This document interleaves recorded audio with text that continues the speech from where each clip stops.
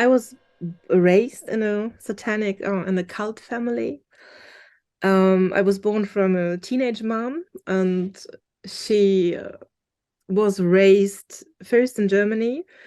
Then she was brought to the US and later gave birth to me, um, gave me to one of her siblings, and was sent back to the US. And I was raised then in Germany in a family who was for generations already in the cult.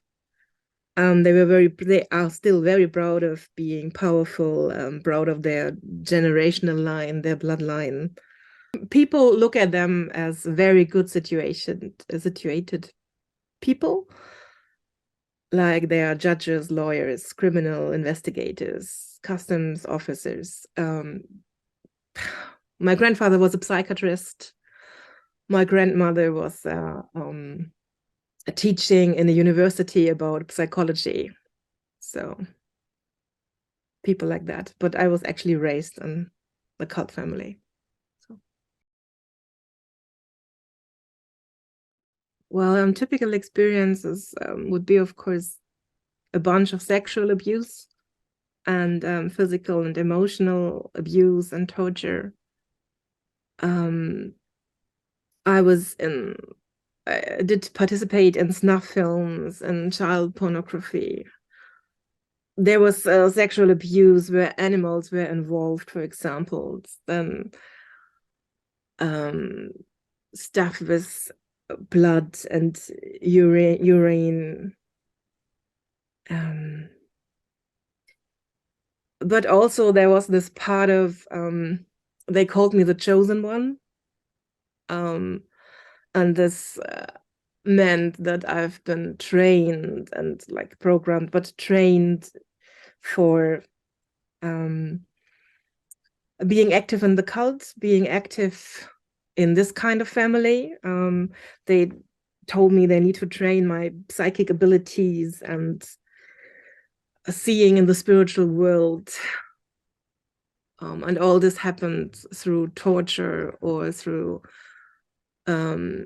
sexual abuse where blood was involved, through sacrifices and things like that. So this ritualistic abuse was, for example, they when I was around 5, they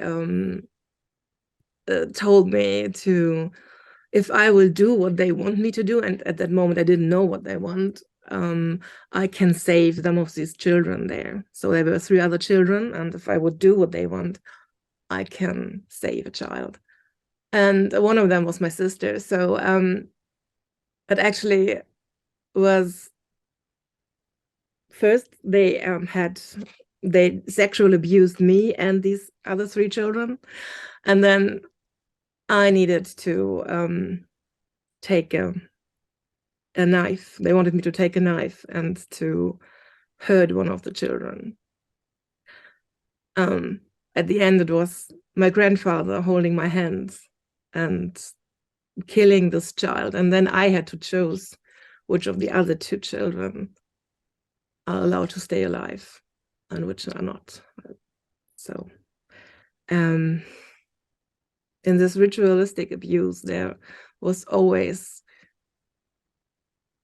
blood involved. It was always a connection between blood and sex. And I was told and taught that the connection between blood and sex is the most powerful thing, and that I have to learn to practice this in their way, because that's the only perfect way, and I need to be perfect in that to stay the chosen one and for getting higher in the cult.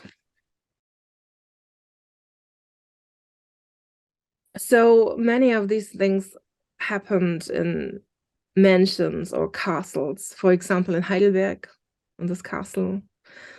But there's also this mansion villa in the woods around it. There's also the Wewelsburg was pretty much involved, but also family grounds.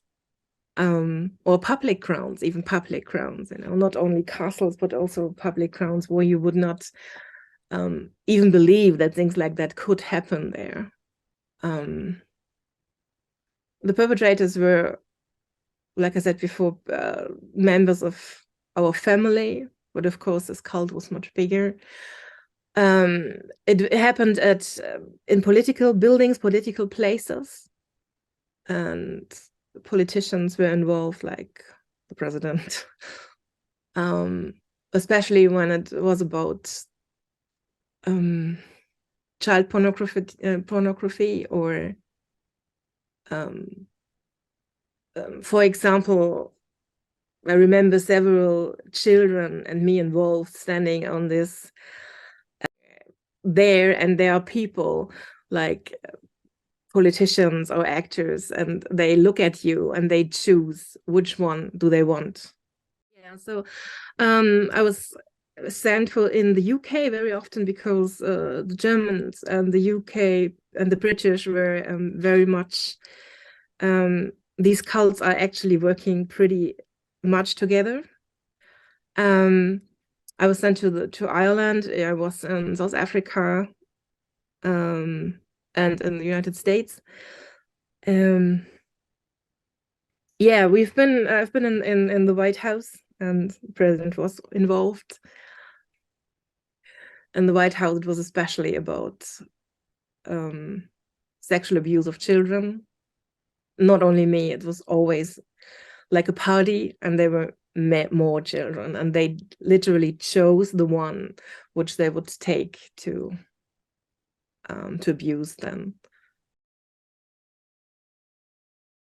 Yeah, so I think a huge part is that they torture you in so horrific ways that they literally are splitting your mind, of course, and they do it with a purpose. And they know exactly what they do. So they know that when they torture you with all these sexual abuse, with cutting into your body and all these things, that they create the idea and the other part simply does not know what to do, how to react. And so it believes the person that actually what they want from you to do is right. So you believe that everything bad is right, that pain is actually what you are living for. Some parts didn't know anything else. It's kind of their normal. They just know, okay, here I am.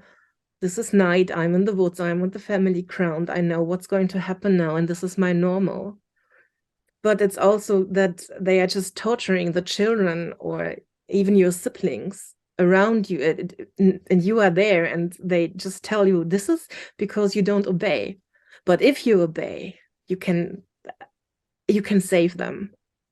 Oh, and they always do these wrong promises. It's like, if you obey now, if you do this now, then this one is your sister is not going to die, or I will not touch this baby, or yeah, this is how they do it.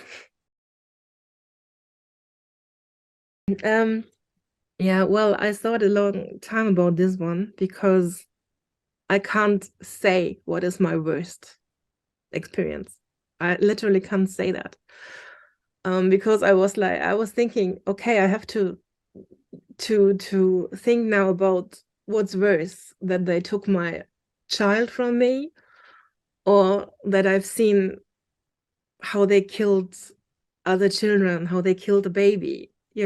I cannot tell you what is worse. Or I had this experience when I was a child, let's say age 7, and they do these child hunting. So you're in the woods and people are hunting you with some other children. And that they tell you, if you don't, if we get you, you are going to be killed. This is horrible. But I had the same experience when I was a 14-year-old teenager, and I was pregnant at that state. And they just repeated this experience. I've seen how they killed babies, or in snuff films, older children. And what they did was the blood, drinking it, or they force you to drink blood. And you always feel that everything is your fault because you are not obeying the cult. I'm not obeying the cult. I do it wrong. I'm a failure. Whatever I try, it's wrong. I can't win. Whatever I do, I always do it in the wrong way. And they will do what they do. And I cannot help anyone. I can't help myself. I can't do nothing. So this is, I cannot choose what was the worst experience.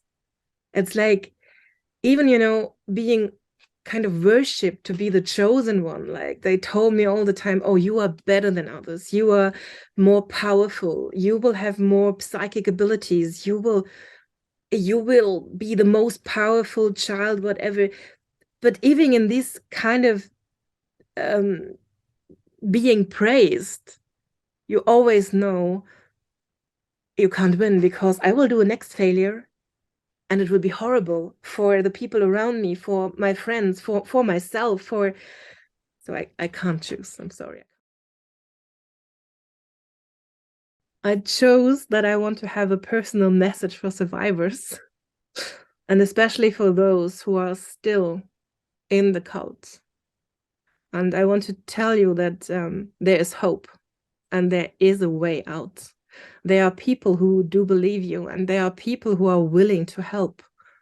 And there are safe places. There are safe places to go. There are safe places to share. And it's not easy. I don't tell you it's easy. But the main point is there's hope and there's light. And the light shines in every darkness, and the darkness cannot overcome the light. And you are loved.